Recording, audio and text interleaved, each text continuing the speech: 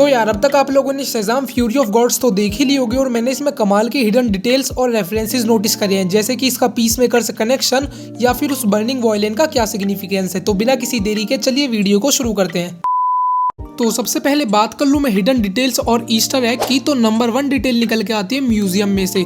तो जब daughter of Atlas museum में एंटर करती है तो उस टाइम जो इंसान उस म्यूजियम में छड़ी को सुपरवाइज कर रखा होता है उसका नाम होता है जमील, और आपने जमील को इससे पहले पीस मेकर सीरीज में भी देखा होगा एज अ नर्स।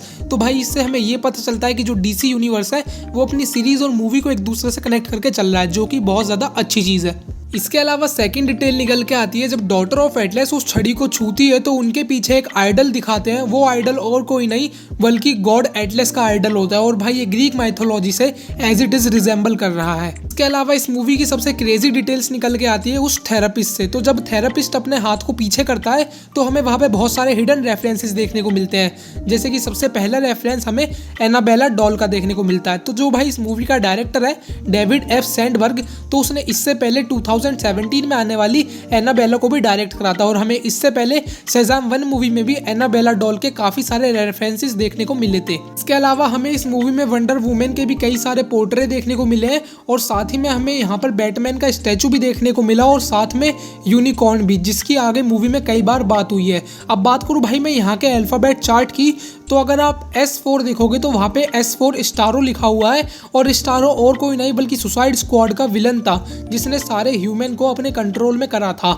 इसके अलावा भाई K4 देखोगे तो K से कार्टन लिखा होता है, और कार्टन और कोई नहीं बल्कि एक्वामैन में हमें डिपिक्ट करा गया था लार्जेस्ट सी क्रिएचर के रूप में, और भाई इसने टेलीपैथिक कन्वर्सेशन भी होल्ड करी थी एक्वामैन के साथ में। इसके अलावा 4th नंबर की डिटेल निकल के आती है शेज़ाम फैमिली से। तो भाई इसमें एक मेंबर है जिसका नाम है मैरी। तो जब पिछली मूवी में हमने मैरी को देखा था तो जब वो अपनी शेज़ाम वाली फॉर्म में आती है तो उसकी बॉडी भी ट्रांसफॉर्म होती है, मगर इस मूवी में हमें ऐसा कुछ देखने को नहीं मिला। तो भाई इसके पीछे जब डायरेक्टर से पूछा गया क्या रीज़न है तो उसने कहा कि हमने थोड़े से ही चेंजेस करे हैं मैरी की बॉडी में जब वो शेज़ाम वाली फॉर्म में आती है, जैसे कि हमने उसकी हेयर स्टाइल चेंज करी है और साथ ही में हमने उसका थोड़ा सा मेकअप चेंज करा है जो कि अननोटिस है। इसके अलावा भाई एक डिटेल निकल के आती है, जब फ्रेडी ब्रिज पे होता है और वो बिली बैटसन को टीज करता है कैप्टन जूनियर के नाम से। तो भाई इससे पहले मार्वल और डीसी के क्रॉसओवर में कई बार इस चीज़ को पब्लिश किया गया है कि शेज़ाम की कॉमिक्स कैप्टन मार्वल के नाम से पब्लिश हुई है, और इसका भाई टाइटल होता है Captain Marvel and Captain Marvel Junior proudly present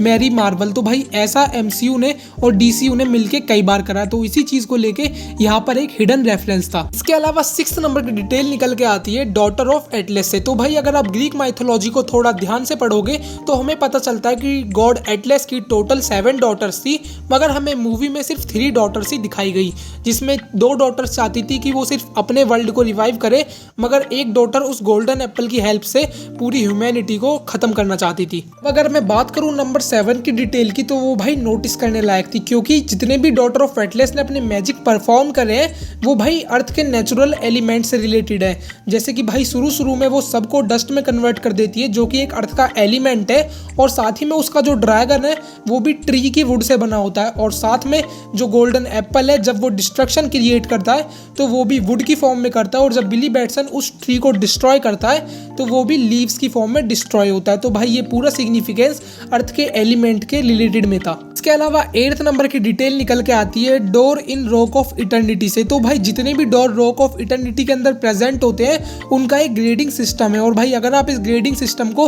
reality से अलाइन करोगे तो ये डीसी के ग्रेडिंग सिस्टम से मिलता है, जैसे कि E फॉर एवरीवन और T फॉर 13+ और M फॉर मैच्योर कंटेंट। तो भाई डीसी का ग्रेडिंग सिस्टम भी कुछ इस तरीके से काम करता है, और साथ ही में जो इनके डोर है वो हर एक डोर एक डीसी के नए यूनिवर्स को क्रिएट कर रहा है। तो ये तो बात होगी कुछ हिडन डिटेल्स और ईस्टर एग्स की। अब भाई बात करता हूँ मैं इसके हिडन रेफरेंसेस की, मगर उसे जानने से पहले यार प्लीज चैनल पे नए और यहाँ तक वीडियो देख लिए तो सब्सक्राइब मारे बिना मत जाना। इसके अलावा नंबर 1 हिडन रेफरेंस निकल के आता है बर्निंग वॉयलेन का। तो जो भाई बर्निंग वॉयलेन है वो इससे पहले हमें मार्वल कॉमिक्स में भी देखने को मिला है, जो कि डीसी के साथ क्रॉसओवर में था।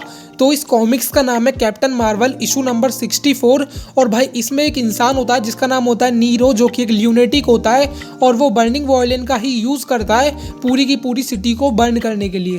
और उसी टाइम पे शेज़ाम को अपनी पावर नई मिलती है और वो ही उसे रोकता है। इसके अलावा एक और डायरेक्ट रेफरेंस निकल के आता है फास्ट एंड फ्यूरियस से। तो भाई जब बिली बैटसन कन्वर्सेशन करता है हेस्परा से तो वो फैमिली का नाम लेता है और साथ ही में फास्ट एंड फ्यूरियस फ्रेंचाइजी का। मगर भाई इसमें डिटेल जो नोटिस करने वाली थी वो ये है कि जो हेस्परा है उसने हेस्परा का कैरेक्टर प्ले करने से पहले फास्ट एंड फ्यूरियस 8 में शॉ की मदर का कैरेक्टर भी प्ले करा है और वो फास्ट एंड फ्यूरियस 9 और 10 वाली फ्रेंचाइजी में भी है।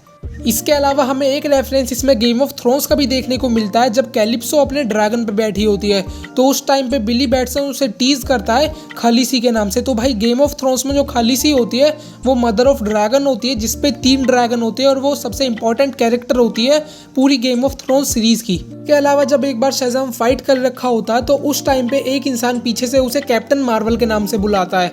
तो भाई कैप्टन मार्वल का नाम जो बंदा ले रहा है वो और कोई नहीं बल्कि माइकल ग्रे है और इसने इससे पहले जो शेज़ाम की टीवी सीरीज आई थी उसमें शेज़ाम का रोल प्ले करा था। और एंड में हमें एक सीन दिखाया जाता है जिसमें जो बिली बैटसन होता है वो कहता है कि हमें जस्टिस सोसाइटी का नाम चेंज करके नया नाम रख देना चाहिए द एवेंजर्स सोसाइटी। तो भाई ऐसा अभी तक कुछ भी एमसीयू में एग्जिस्ट नहीं करता, ये बस सिंपल सा टीज है एमसीयू और डीसीयू के क्रॉसओवर को लेके। तो भाई मेरा तो यही मानना है कि जो डीसीयू और एमसीयू है वो बराबर है और इनके मिलने से ही भाई फैन लोगों को मजा आएगा। और अब तो जेम्स गन भी डीसीयू में आ चुके हैं तो भाई हो सकता है कि हमें आने वाले टाइम में डीसीयू और एमसीयू के बीच में कोई क्रॉसओवर देखने को मिल जाए। तो बस यार मेरी हिडन डिटेल्स और रेफरेंसेस यहीं खत्म होते हैं। अगर आपके पास कोई डिटेल हो तो मुझे कमेंट करके जरूर बताओ और हाँ चैनल पे नए हो तो प्लीज चैनल को सब्सक्राइब मारो और अपने दोस्तों में वीडियो को शेयर करके फैला दो। Thank you.